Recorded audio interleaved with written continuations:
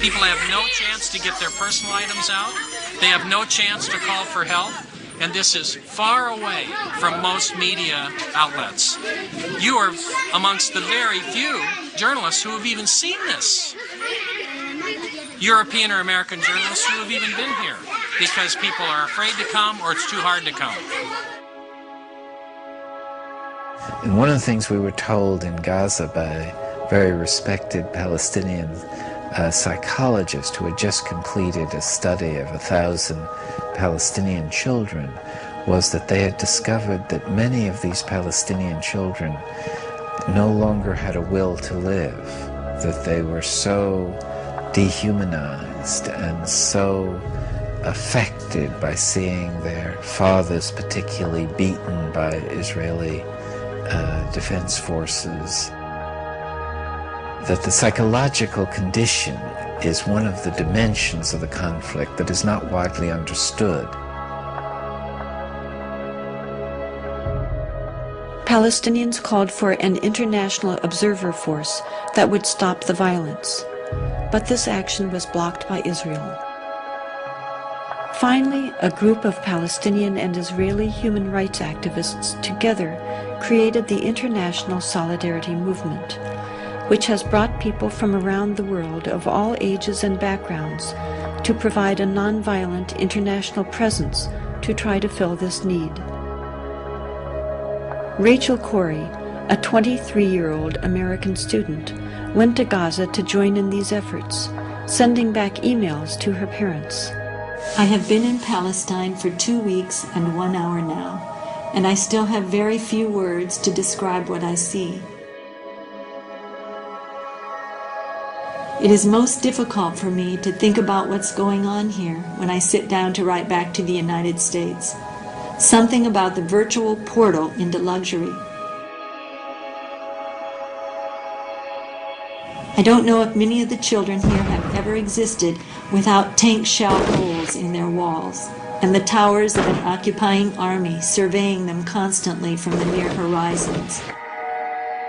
I think, although I'm not entirely sure, that even the smallest of these children understand that life is not like this everywhere. It was Sunday afternoon in Charlotte, about noon actually, and I received a phone call, and my son-in-law, Kelly, was on the phone, and he asked if Craig was there. And something about the way he asked made me realize, I felt right away that something was wrong. And then I asked, why, Kelly?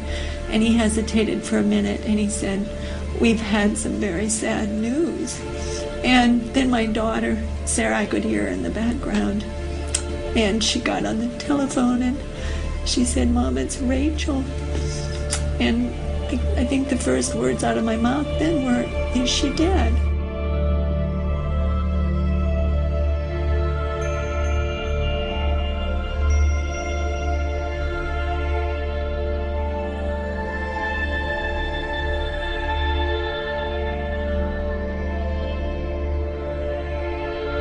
We were opposing the demolition of farmland and other property, Palestinian property by Israeli destruction forces and bulldozers.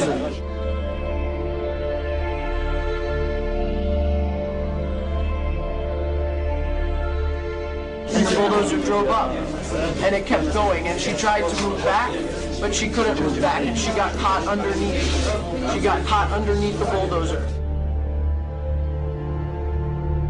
Many other internationals began to surround the bulldozer and yell at it and tell us that there is somebody there, and it did not stop.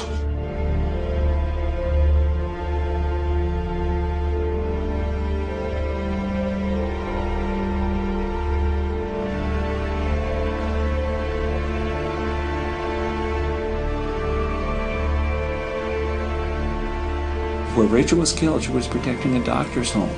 And that's important to realize. And the 3 children, his wife, she knew that family, and that doctor felt that Rachel was like a daughter to him. He bought that house. It was in the middle of a neighborhood. There were other rows of houses between his house and the border. Those other homes, those other streets were all destroyed, and now it was his turn. And I've had people say, well, she was in a war zone. And Cindy points out that war zone is people's neighborhoods. Those are children. I'm here for other children. I'm here because I care. I'm here because children everywhere are suffering, and because 40,000 people die each day from hunger. I'm here because those people are mostly children. We have got to understand that the poor are all around us and we're ignoring them. We have got to understand that these deaths are preventable. We have got to understand that people in third world countries think and care and smile and cry just like us. We have got to understand that they are us. We are them. My dream is to stop hunger by the year 2000. My dream is to give the poor a chance. My dream is to save the 40,000 people who die each day. My dream can and will come true if we all look into the future and see the light that shines there.